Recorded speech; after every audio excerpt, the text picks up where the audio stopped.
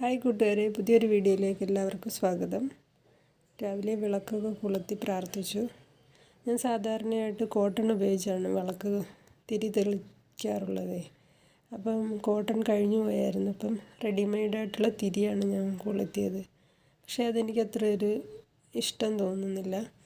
Cotton ആകുമ്പോൾ നമുക്ക് ആവശ്യത്തിനെടുത്തിട്ട് ചെറിയ തിരികളാക്കി എടുക്കാം. കോട്ടൺ കൊണ്ടുണ്ടാക്കുന്ന തിരി ഇട്ട് കൊളുത്തുമ്പോൾ നമ്മുടെ വിളക്കിൽ കരിന്തിരി എരിയാറില്ല, പുക ഉണ്ടാകാറില്ല. നല്ലതാണ്. അതാണ് എപ്പോഴും വിളക്ക് കൊളുത്താൻ നല്ലതെന്ന് എനിക്ക് തോന്നുന്നു. ഇതിപ്പോൾ അടുത്തുള്ളൊരു കടയിൽ നിന്ന് വാങ്ങിയതാണ്. അത് കരിന്തിരിയും എരിയാറുണ്ട്, ഒരു സുഖമില്ല അത് കൊളുത്തിയിട്ട്. എൻ്റെ മനസ്സിലെപ്പോഴും ഈ നെഗറ്റീവ് ചിന്തകൾ ഉണ്ടാകാറുണ്ടായിരുന്നേ. അപ്പം എന്തോ നെഗറ്റീവായിട്ട് ചിന്തിച്ചാലും ചിലപ്പോഴൊക്കെ അത് സംഭവിക്കുന്നതായിട്ട് എനിക്ക് തോന്നിയിട്ടുണ്ട്. അപ്പോൾ എനിക്ക് ഭയങ്കര പേടിയായി. ഇങ്ങനെ വിളക്ക് കൊളുത്തി ഞാൻ പ്രാർത്ഥനയൊക്കെ ചൊല്ലാൻ തുടങ്ങിയതിന് ശേഷം ആ ചിന്തകൾ, നെഗറ്റീവായിട്ടുള്ള ചിന്തകളൊക്കെ എനിക്കിപ്പം കുറച്ച് കുറഞ്ഞിട്ടുണ്ട്. അപ്പോൾ ഇങ്ങനെ എന്തെങ്കിലും ചിന്തിച്ചു കഴിഞ്ഞാൽ ഞാൻ പെട്ടെന്ന് തന്നെ ശിവനെ വിളിച്ച് പ്രാർത്ഥിക്കും, ദൈവമേ അങ്ങനെയൊന്നും സംഭവിക്കരുതേ എന്ന് പ്രാർത്ഥിക്കും. എൻ്റെ അച്ഛനൊരു കർഷകനാണെന്ന് ഞാൻ പറഞ്ഞല്ലോ. അദ്ദേഹം കുറച്ച് വസ്തു ഉണ്ടായിരുന്നു സ്വന്തമായിട്ട് കൃഷി ചെയ്യാനായിട്ട്. പിന്നെ അല്ലാതെ ഈ കൃഷിപ്പണി, നെല്ലിൻ്റെ കൃഷിയൊക്കെ നമ്മുടെ അടുത്തുള്ളവരൊക്കെ കൃഷി ചെയ്യുമ്പോൾ അവിടെ കൃഷി ജോലിക്കാരായിട്ട് നിൽക്കുമായിരുന്നു.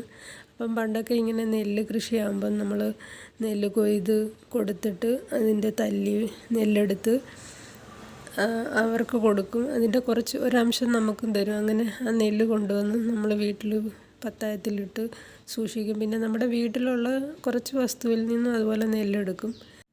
അങ്ങനെ കുട്ടിയായിരിക്കുമ്പോൾ അച്ഛൻ്റെ അമ്മയുടെയും കൂടെ അവരുടെ കൂടെ കൃഷിപ്പണികൾക്കൊക്കെ ഞാനും പോയിട്ടുണ്ട്.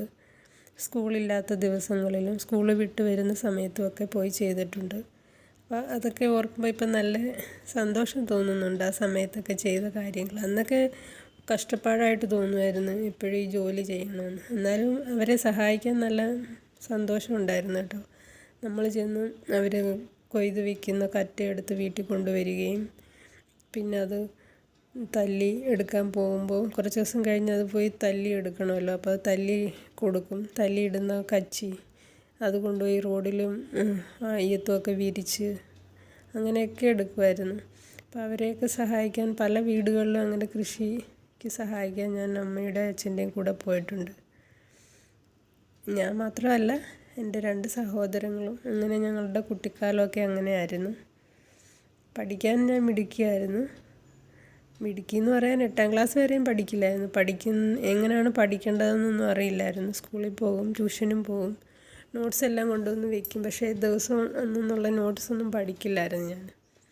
അപ്പം 8ാം ക്ലാസ്സിലായപ്പോൾ എനിക്കൊരു ചേച്ചി ഞാനിങ്ങനെ പറഞ്ഞു തന്നെ. അന്ന് ഒരു എക്സാം ദിവസമായിരുന്നു. ഞാനിങ്ങനെ പഠിച്ചുകൊണ്ടിരുന്നപ്പം ആ എക്സാമിൻ്റെ മുമ്പത്തെ ദിവസം പഠിച്ചാൽ നമുക്ക് മനസ്സിലാകില്ല. അന്നന്ന് പഠിപ്പിക്കുന്ന അന്നന്ന് പഠിക്കണമെന്ന് ആ ചേച്ചി എനിക്ക് പറഞ്ഞു തന്നത് ഇപ്പോഴും എനിക്ക് ഓർമ്മയുണ്ട്. അന്ന് തൊട്ടാണ് ഞാൻ പിന്നെ പഠിക്കാൻ തുടങ്ങിയത്, 8ാം ക്ലാസ് കഴിഞ്ഞതിന് ശേഷം. പിന്നെ 10ാം ക്ലാസ്സിൽ നല്ല മാർക്കോട് കൂടിയൊക്കെ പാസ്സായി. +1 +2 നല്ല മാർക്ക് ഡിസ്റ്റിങ്ഷനോട് കൂടി തന്നെയാണ് പാസ്സായത്. മുമ്പോട്ട് പഠിക്കണമെന്ന് ആഗ്രഹമൊക്കെ ഉണ്ടായിരുന്നു. BSc അഗ്രികൾച്ചർ എടുത്ത് പഠിച്ച് നല്ലൊരു കൃഷി ഓഫീസറൊക്കെ ആകണമെന്നായിരുന്നു ആഗ്രഹം. പക്ഷേ അതൊന്നും നടന്നില്ല. നമ്മുടെ അച്ഛനമ്മമാർക്ക് അതിനെക്കുറിച്ചൊന്നും അറിവില്ലല്ലോ. അവർ പഠിച്ചു കഴിഞ്ഞാൽ എന്താണ് എടുത്ത് പഠിപ്പിക്കേണ്ടതെന്നൊന്നും അവർക്കറിയില്ലായിരുന്നു. പക്ഷേ എൻ്റെ കുഞ്ഞമ്മ പറയുമായിരുന്നു, അവൾ നല്ലപോലെ പഠിക്കുന്നത്, അവളെ പഠിപ്പിക്കുക എന്ന് പറയുമായിരുന്നു. എൻ്റെ മാമൻ പറഞ്ഞത് എന്താണെന്നറിയാമോ? പഠിപ്പിക്കാനൊന്നും വിടണ്ട. എനിക്ക് നഴ്സിങ്ങിന് പോകണമെന്ന്. പിന്നെ ഇതൊന്നും ആകാതിരുന്നപ്പം ഇതിനൊക്കെ ഒത്തിരി പൈസ ആകുമെന്ന് വിചാരിച്ച് നഴ്സിംഗ് പഠിക്കാമെന്ന് വിചാരിച്ചു. അപ്പോൾ അതിന് അപ്ലൈ ചെയ്യാൻ പോയപ്പോൾ മാമൻ പറയുക, ആ പൈസ ഉണ്ടെങ്കിൽ കെട്ടിച്ചു വിട്, പഠിപ്പിക്കുന്ന കാശുണ്ടെങ്കിൽ കെട്ടിച്ചു വിടാമെന്ന് പറഞ്ഞതാണ്. അപ്പം നമ്മളെ സപ്പോർട്ട് ചെയ്യാൻ ആരെങ്കിലും ഉണ്ടായിരുന്നെങ്കിൽ ഒരു പക്ഷേ പഠിച്ച് നല്ല ഇതിലെത്തിയേനെ. അതുമാത്രമല്ല, നമുക്ക് സ്വന്തമായിട്ട് അങ്ങനെ ഒരാഗ്രഹം വേണം, ഉറച്ച ഒരാഗ്രഹം. അത് മാത്രമല്ല, നമ്മുടെ അച്ഛൻ അധികം സാമ്പത്തികമായിട്ട് നല്ല ഇതിലൊന്നും അല്ലല്ലോ. അപ്പം അന്നൊന്ന് കൊണ്ടുവന്ന് ജീവിതം കഴിയുന്നവരാണ്. സമ്പാദ്യമായിട്ടൊന്നുമില്ല. അപ്പം മക്കളെ പഠിപ്പിക്കാനായിട്ടൊന്നും കരുതി വെച്ചിട്ടുമില്ല. അത് മാത്രമല്ല, എനിക്ക് സഹോദരങ്ങളായിട്ട് 2 പേരുണ്ട്. അവർക്കും അടിസ്ഥാന വിദ്യാഭ്യാസം കൊടുക്കണ്ടേ. അപ്പോൾ അത് കാരണം ഞാൻ സ്വയം പിന്മാറിയിരുന്നു, അവരെ പഠിപ്പിക്കട്ടെ എന്ന് കരുതി. പക്ഷേ എനിക്കതിലൊന്നും ഇപ്പം വിഷമമൊന്നും തോന്നാറില്ല. ഇവിടെ വന്നതിന് ശേഷം ഞാൻ ചെറിയൊരു ട്യൂഷനൊക്കെ തുടങ്ങി. അതെനിക്ക് ഇവിടെയുള്ളൊരു മാമി പറഞ്ഞു തന്നതായിരുന്നു. ജോലിക്കൊന്നും പോകുന്നതിൽ നല്ലത് നമ്മൾ വീട്ടിലിരുന്ന് വീട്ടിലെ കുട്ടികളുടെ കാര്യം നോക്കി ട്യൂഷൻ എടുക്കാൻ നല്ലതാണെന്ന് പറഞ്ഞു. അങ്ങനെ ഭാഷയൊന്നും അറിയാൻ വയ്യാതിരുന്ന സമയത്ത് ഒരു ധൈര്യത്തിനങ്ങ് തുടങ്ങിയതാണ്. ഇപ്പോൾ ഇത് നല്ല രീതിയിൽ പോകുന്നുണ്ട്. അത്യാവശ്യം നല്ലൊരു വരുമാനമൊക്കെ ഉണ്ട്. അപ്പം ഇനിയും കഥകളൊക്കെ ഉണ്ട്. പുതിയൊരു വീഡിയോയിൽ നമുക്ക് അടുത്ത ദിവസം കാണാം. ഇന്നത്തെ വീഡിയോ നിങ്ങൾക്ക് ഇഷ്ടപ്പെട്ടെങ്കിൽ ഒന്ന് ലൈക്ക് ചെയ്ത് സബ്സ്ക്രൈബ് ചെയ്തേക്കണേ.